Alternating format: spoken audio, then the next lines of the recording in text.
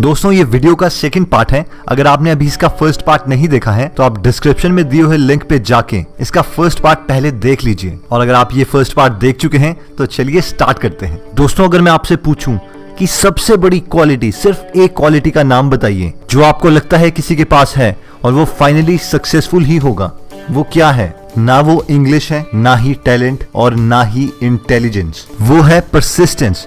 यानी कब तक आप हार नहीं मानते, आप बार बार गिरते हैं और बार बार उठते हैं, एक और बार गिरते हैं, एक और बार उठते हैं, और ये चलता रहता है। उस लेवल की परसिस्टेंस। इस क्वालिटी के लिए एक छोटी सी कहानी मैं आपको बताना चाहूंगा जो बचपन से मेरे डैड मुझको सुनाते थे। एक बार एक राजकुमारी होती है जिसका नाम है तिलोत्मा, यानी उसमें एक तिल के बराबर भी अवगुण नहीं था। बहुत ही ज्यादा सुंदर और बहुत ज्यादा इंटेलिजेंट, इतनी इंटेलिजेंट कि उनके पूरे एरिया में उस लड़की के बराबर कोई भी इंटेलिजेंट आदमी नहीं था।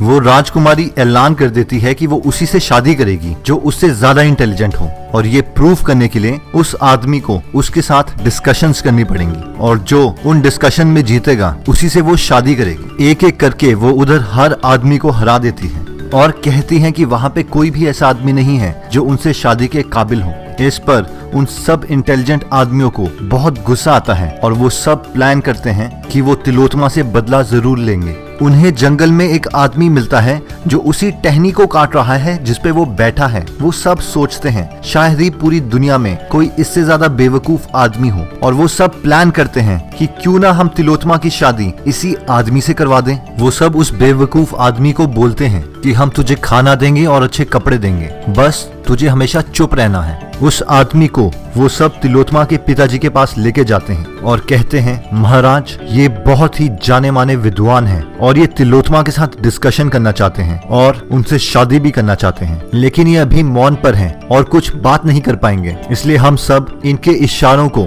सरल भाषा में तिलोत्मा को समझा देंगे। ये सब उन लोगों ने इसलिए किया ताकि वो सारे मिलकर अपनी पूरी नॉलेज को तिलोत्मा के खिलाफ यूज कर सकें और उस बेवकूफ आदमी से तिलोत्मा की शादी करवा पाएं। जब उन दोनों के बीच में डिस्कशन स्टार्ट होती है तो तिलोत्मा उस बेवकूफ आदमी को एक उंगली दिखाती है, यानी भगवान एक है। वो सोचता है कि ये मुझे मेरी एक आंख फोड़ने के लिए कह रही है, और वो उसे 2 उंगलियां दिखा देता है। इसकी एक्सप्लेनेशन बाकी सारे विद्वान लोग जो उस बेवकूफ आदमी के साथ खड़े थे वो कहते हैं कि भगवान तो एक है लेकिन साथ में मनुष्य भी है, इंसान भी है, और ये दोनों अलग हैं, यानी आत्मा और परमात्मा। फिर तिलोत्मा उसे एक हाथ दिखाती है, यानी हमारी 5 सेंसेस हैं, इंद्रियां। वो बेवकूफ आदमी सोचता है कि ये मुझे थप्पड़ मारने के लिए कह रही है और वो उसे मुक्का दिखा देता है। इसकी एक्सप्लेनेशन बाकी सारे लोग ऐसे करते हैं कि इंद्रियां तो 5 हैं, लेकिन जिनका इन 5 इंद्रियों पर कंट्रोल है, इन सेंसेस पर कंट्रोल है, वो ही सबसे विद्वान आदमी है। इसी तरीके से वो सब लोग उस बेवकूफ आदमी की हर बात को मैनिपुलेट करके तिलोत्मा को कहते हैं, और फाइनली तिलोत्मा वो डिस्कशन हार जाती है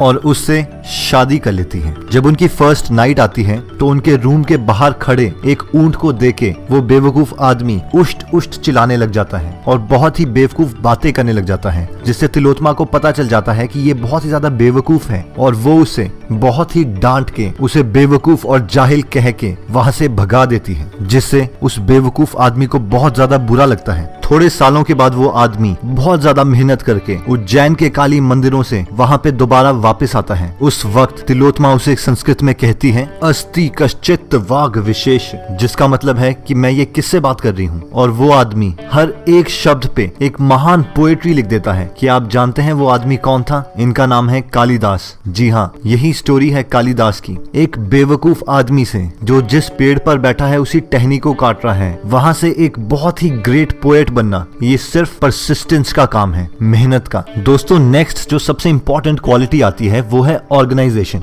स्टडीज में ऑर्गेनाइजेशन बहुत ज्यादा इंपॉर्टेंट है। अपनी हर चीज को ऑर्गेनाइज रखना, इवन नोट्स ऑर्गेनाइज रखना, उसमें कलर्ड पेन यूज करना। हमें से मैक्सिमम लोग ये सोचते हैं कि कलर पेन यूज करना तो यार ये लड़कियों का काम है, इतना टाइम क्यों वेस्ट करें, बट इसका भी एक साइंटिफिक रीजन है। जब भी आप कलरफुल पेजेस पढ़ते हैं तो आपका दिमाग ज्यादा रिसीव करता है क्वांटिटी इंफॉर्मेशन की, एज कम्पेयर टू अगर सारे के सारे पेजेस सिर्फ एक ही रंग वाले पेन से लिखे गए हों। हम में से मैक्सिमम लोग जब भी एक पुराना पढ़ा हुआ चैप्टर दोबारा से स्टार्ट करते हैं तो उसमें वही चीज पढ़ते हैं जो हमने पहले से पढ़ी है, और उसी चीज को पढ़ के 2-3 घंटे के बाद थक जाते हैं और फिर बंद कर देते हैं और एक्सपेक्ट करते हैं कि इस बार रिजल्ट कुछ और होगा। ये बेसिक ऑर्गेनाइजेशन कैपेबिलिटी में भी हम कई बार मात खा जाते हैं और सब कुछ हौच पौच कर देते हैं। 2 मिनट रुक के उसे प्रॉपर्ली ऑर्गेनाइज करके अगर हम किसी चीज को कर लें तो उसे बहुत ज्यादा जल्दी अचीव किया जा सकता है। लेकिन हम में से कई लोग आंखें बंद करके बस मेहनत करते रहते हैं बिना ये सोचे कि ये मेहनत हमें ले जाएगी कहाँ।